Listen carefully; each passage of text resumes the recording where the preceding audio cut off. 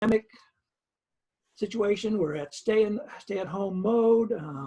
People are enduring hardship, some financial, some relationship-wise. Our country, our world all over is experiencing chaos. So it's kind of like a wartime thing. And I think the full title of this, Fear Knocked at the Door, goes like this. Fear knocked at the door. Faith answered, and there's no one there. Fear knocked at the door. Faith answered, and there's no one there. And as I was reflecting on our situation, it's kind of like some of you may have experienced it too, of the World War II.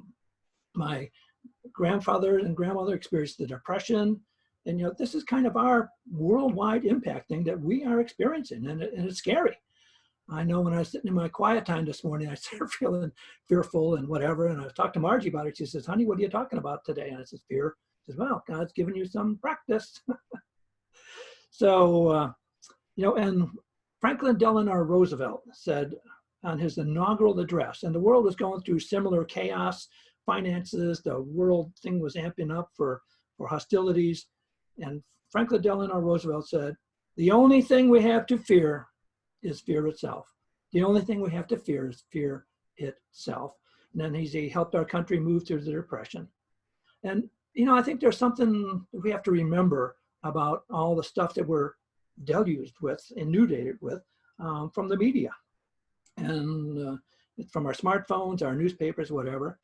But, the media, some of the media tend to sensationalize things, and it's helped for their business model. And governments, some of the governments like to minimize the situation, because, for impact on the world, stock markets, trade, the economy, and so on. But I think it's essential we don't get caught up in the sensationalism. There's a quote attributed to the Prophet Muhammad. Trust Allah, but tie your camel. Trust Allah, but tie your camel. Praise God, but take the practical steps that we're called to do. Use our powers of discrimination and discernment, judgment, and wisdom, how we're going to do this. And I think another thing to keep in mind is our third unity principle. Thoughts held in mind produce after their kind. So the times we're thinking about helps, it's going to reinforce it, trying to see past the appearances to the good on the other side. And I think a question we can ask ourselves is, how do we positively affect our environment? How do we positively affect our environment? Well, one thing I came across is engage in thermostat thinking as opposed to thermometer thinking. A thermometer reacts to the situation at hand. If it's hot, it registers hot. If it's cold, it registers cold. A thermostat, on the other hand, adjusts the environment to what it wants. So turn into that thermostat thinking. Don't be reactive to what's going on around us, but saying, all right, what can I do to positively impact this situation? Margie and I have been using this book, Myrtle Fillmore's How to Let God Help You, as a mainstay of our sermon or lesson topics. And this lesson that I've got today comes from chapter 16, which is called Overcoming Fear. And Myrtle has some very interesting quotes that I'm going to intersperse into this talk. And Myrtle had written, sometimes we fear that we have not the ability to do a thing we ought to do. We fear that there are obstacles in the way. If there are obstacles, we have made them. God never puts anything in the way of progress. When we get rid of our fears, we find that the way is clear for us to go the Lord's way. So Myrtle's reminding us when these fears and obstacles comes up, it's from our thinking that we've put it there. I was thinking of there's I think a Chinese word that for chaos is obstacle and opportunity. So how do we view this? Is it an obstacle or is it an opportunity? And another reminder that God is the way. Steve read our statement of truth. There's one presence, one power, God's good, active in our life. Now I came across a story of a young preacher, and he was feeling very insecure about what was God calling him to do. So he linked up with an older preacher, more seasoned and experienced, and they were walking through a garden one day. And the older preacher began to recite this following poem as this minister was telling about his insecurity. And here's the poem. It is only a tiny rosebud, a flower of God's design, but I cannot unfold the petals with these clumsy hands of mine. The secret of unfolding flowers is not known to such as I. God opens this flower so sweetly, when in my hands they fade and die. If I cannot unfold a rosebud, this flower of God's design, then how can I think I have wisdom to unfold this life of mine? So I'll trust him in his leading each moment of the day. I will look to him for his guidance each step of the pilgrim's way. The pathway lies before me. Only my Heavenly Father knows. I'll trust him to unfold the moments, just as I unfold the rose. But Margie and I have been taking walks around our neighborhood to get out of the house for a bit, and I've never noticed all the wonderful gardens that are on our little Curtis Park neighborhood. There's all these beautiful plants and trees, and this poem was ringing in my mind as I was going by to see how all this is unfolding. And this morning I look out in our front lawn, and our tree, which is out in front of our house, has all these green leaves on it. And it seemed like just a day or so ago, it was bare branches. So it all unfolds in the times it's supposed to be. Another thing Myrtle talked about in this chapter on overcoming fear. Probably each of us has come face to face with a particular danger, one that is greater than all the rest of the ills that hinder him. If he knows and is faithful to truth, truth with a capital T, he need never fear. Whatever troubles may seem to arise, he can meet them with truth. Nothing can stand in its way. I think each of us have our own personal boogeyman in this situation. Is it financials? Is it our job? Is it our relationships? Is it our health?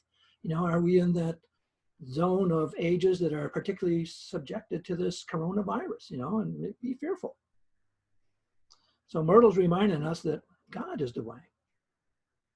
And she continues on, if you would overcome all your enemies and find your freedom, you must be true to your one defense. There is only one power and one presence, the good. All scheming and falsity must fall before the consciousness. There's only one power, God. The power of darkness will vanish before it. And I'm grateful that Steve read those affirmations of truth that we normally read when we get together down in Richmond. One presence, one power. Reverend Dr. Tom Shepard, one of my ministerial instructors, used to call it OP2. Now, Reverend Tom was retired military, and just like me, and acronyms really resonate with me. OP2, one presence, one power. 1P, 2Ps, OP2. So keeping that in mind as we move through this, that there is one presence, one power. One of the Bible stories that came to my mind about facing fear comes from the Hebrew Bible, or the Old Testament, as we call it in Christianity. And it's the story of Susanna. And Susanna shows up in the Greek Old Testament, the Septuagint, but not in the Hebrew version. And sometimes it shows up in the apocryphal or deuterocanonical books of the Bible, the separate sections.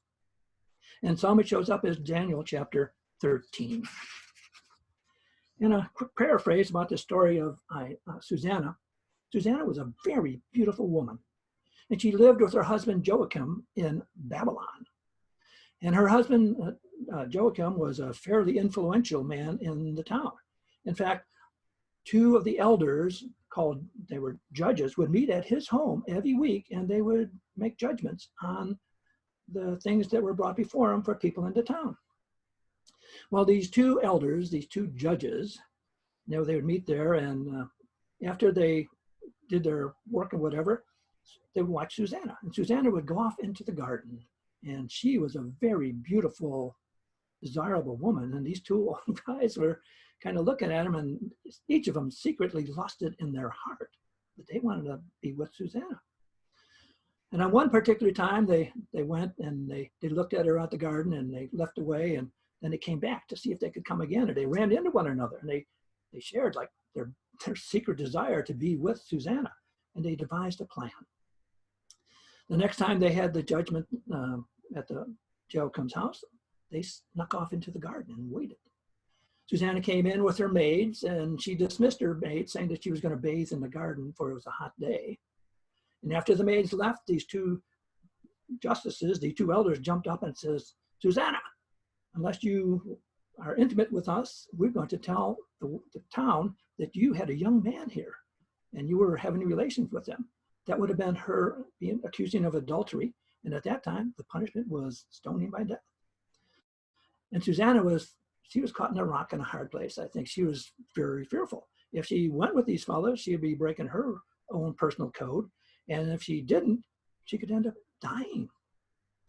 And some very important words that Susanna chose. She says, I choose not. I choose not. She didn't with these guys, and she ran out of the garden. Of course, these guys followed her, and they began exclaiming that they were chasing this young man who was with her, and they raised all the stories that they were in the garden and they saw this young man, they were having relations, but the young man, they tried to grab him, but he was stronger and younger, and he got away from them. Well, they accused her of adultery. They had a little trial there, and they condemned her to death, and they were going to take her down to the city gates to carry out the punishment, when luckily a young man named Daniel shows up. And Daniel is beside himself. He says, what is this? You're stoning a daughter of Israel without examining the facts? He says, let me examine these gentlemen separately, and we will see what the truth is. So they go back to the house, and they separate these two judges. And he goes up to the first one, and he upbraids him, telling him about that he's a liar, and he's not doing his job. And then he said, all right, under which tree was Susanna and this young man? And one judge says, under the Mermac tree. So then they go on, they bring the second judge, and he also upbraids them. And that this angel of the Lord is going to come and cut him with a sword for his lying. He says, all right, under what tree was Susanna and this young man? And this judge says, under the evergreen oak. So he's got conflicting testimony. So the people realized that these two guys were colluding in their story and it was false. So they carried out the punishment on these two judges for lying in court. So in these fearful times, Susanna relied on her God, her belief in the power that was greater than herself to get her out of this stuff. And interestingly, I teach this urban ministerial school class on the Bible. And one of the classes, included the Apocrypha book of Susanna. And I asked my students, what was the message that you got from this? And two of them made some noteworthy responses, and I kept track of them. And my one student says, we have choices to make every day. Do we allow the voice of fear to block our light of spirit, or do we affirm our truth? Do we have the power of faith and understanding to know without doubt that our good is ever present and awaiting our decision to proclaim it for ourselves? Or do we allow the darkness of error thinking to guide our decisions? Now, another student shared, our primary job in this physical world is to remain in alignment with God. No matter what the outer world puts in front of us, stay in alignment with God. Wow. One of the interesting tools we have in our Unity toolbox is looking at these stories metaphysically. That is, looking at the persons, the places, the things, and what they represent in our consciousness. Now, this event took place in Babylon. And using our Metaphysical Bible Dictionary, Babylon is a kind of state of outer confusion. And Susanna represents that purity of the soul within us. So as we're moving around in the world in a state of confusion and a pure soul in us, it may get confronted by the power of judgment. And judgment can work in two ways. It can work in the spiritual, or it can work in the sensual. And in this story, these judges were working in the sensual. They forgot their spiritual thing and carrying out their duties. And luckily, Daniel steps in and comes to the rescue. And he gets it back to the spiritual. He examines the facts. So if we're moving through states of confusion and we're in our soul, we're trying to follow God, and things are coming up, take the time it takes and look at the things that are happening. Do the discernment process like Daniel did. Reverend Chris Chenoweth, who used to be a long time ago minister at the Unity Village Chapel and now has a practical, I think it's called Positive Christianity website ministry, has some interesting stories that to put out. And he came across a story about a young woman who's in a big city hospital. And she was lying in her bed. And she was coming in and out of consciousness. And she really wasn't sure what she's there, but she had an inkling that she was in a terrible automobile accident. And the doctors came in and talked to her and said, young lady, you've been in a terrible accident. And it looks like we may have to amputate your leg. Well, as this woman lapsed in and out of consciousness, she was talking about all the bad things that was happening in her life and how bitter she was. And the nurse who was in attendance with her, looked at this young gal, and she had a daughter about the same age. And she couldn't believe that this young gal could be so bitter about her life. And she was talking about her husband and how much angst she had against him. And so when the young gal came in a consciousness in her period of it, she went to the young lady and she said, "Dear one, what causes you to be so bitter in your life?" And this woman looked at the nurse, and she realized that this nurse was coming from compassion and a desire to really know rather than curiosity. So she shared that she was married to a man who was a beast. And all her girlhood dreams of desires of getting there had all just been washed asunder. And she had just left the attorney's office of her husband, and she was just aghast at the lies that were told about her. And as she got in her car, she began to drive faster and faster, and that's how she got into this wreck. And this nurse looked at her. She said, "Well, I'm off shift in a little bit, and when I go home, I will hold you in prayer, dear one." And the woman looked at her and said, "No, would you pray with me now?" So the nurse took her hand, and she prayed with this young woman. And as the girl lapsed in and out of consciousness, the drugs that they had given her, the nurse went off her shift. And throughout the night, this gal was kind of coming in and out of consciousness and thinking about her life. And when she awoke the next morning, it was a Sunday morning, and there was a Christian band that was playing out there in the courtyard of this hospital. And she had some interesting words that she heard. It was a hymn about seeing the light. Burdens rolled away. By faith she was received sight. And now she's happy all the day. And throughout the day, that hymn kind of worked on her mind about being happy all the day. She finally started to say to herself, I'm going to choose to be happy and to ask God into my life. So throughout the day, she was doing these prayers and singing this hymn that was in her mind about bringing God into her life. Well, next morning, the doctors came in and they looked at her leg, and they said, "We don't have to amputate. It looks like the circulation has come back." Because during her prayer time at work, she finally said to God, "I choose to be happy." She made that choice. And it helped. She had a spiritual experience, and it was reflected in her physical body. And as the rest of her time in her hospital, when her family and friends and even her husband was going to just divorce her, came to visit her, rather than taking pain pills, she was taking songs that she knew that she'd sing, make her happy, and songs that she just made up. And they seen a change in her and her physical demeanor, and her and her husband, like her marriage started all over again. And they were both moving on. They're both happy. So I think the key thing in that story is this gal made a choice. In the depth of all this misery and sickness and pain, she said, "I choose to be happy. I choose to be happy." I know one of my meditation friends on my little meditation app has a little flower that says, "I choose to be happy," instead of her face. "I choose to be happy." So, well, anyway, I think we have a reminder from the Apostle Paul about the power of our thinking, which is reflected in our third step.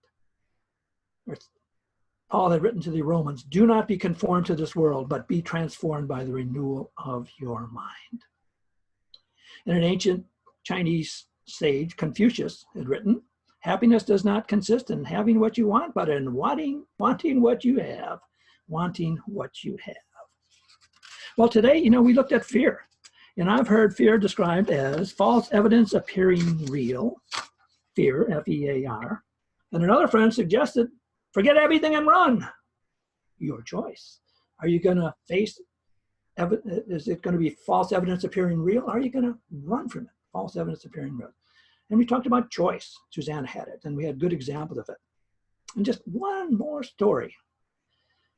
On December 29, 2018, British Army Captain Lewis Rudd became the first Briton to successfully cross the Antarctic. He traveled by himself. He towed a 400-pound sled behind him. No dogs, no power.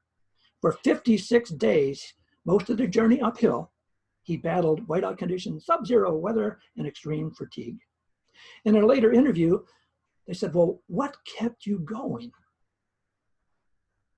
And he shared that Captain Robert Scott in the early 1900s had made 2 expeditions across the Antarctic to the South Pole and back. And on the second one, they never returned. Someone had calculated that if that and their party had taken 11 extra steps, at the end of the day, they would have made it back to the base. So this gentleman, Captain Lewis Rudd, at the end of the day, when he was finished his skiing, he always took 11 extra steps. So as we move forward in this time of chaos and whatever, take the extra steps that you need to take as we move forward in this. So dear ones, let's enter into our period of meditative reflection. If you want to sit back, put up a little candles in the background. And I'm going to step out of your way, and I'll let your vision be on these candles, the light of the world, as we move into our period of meditative reflection. And I invite you to sit comfortably in front of your screen. Let your vision be on this image of these candles burning brightly, the light that shines for us. Take a nice gentle breath of air in, and as we exhale, release all those negative thoughts, feelings, or emotions out into the air and let it drift up into the sky.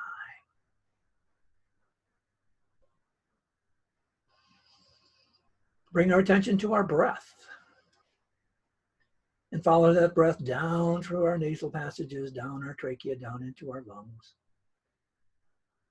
And bring our attention to rest down in our chest area. Feel the gentle beating of your heart, that physical organ that sends life-giving blood to every cell of our being. And if there's any person, any part of our body temple that needs that healing hand of spirit, see love-filled, spirit-filled blood flowing from our heart down to that area of our body, bathing in a blue-white light bubble of healing energy. And if there's any person, place, thing, or event that needs the healing hand of spirit, and surely our pandemic situation qualifies, see that clearly in your mind's eye and see it bathe in a blue-white bubble of light. In fact, our whole world bathes in a blue-white bubble of white, spirit-filled, healing energy and light.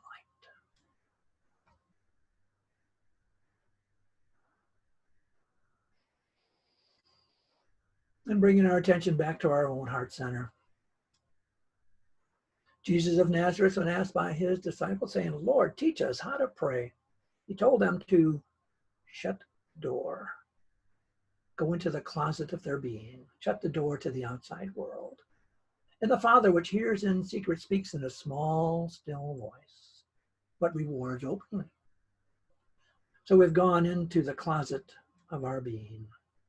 We mentally shut the door to the outside world. And we take a few minutes here and rest gently in the silence, listening for a small, still voice, or perhaps something flashing across the screen of our mind's eye, or perhaps some thoughts that pop in and out through our mind as we gently rest in the silence.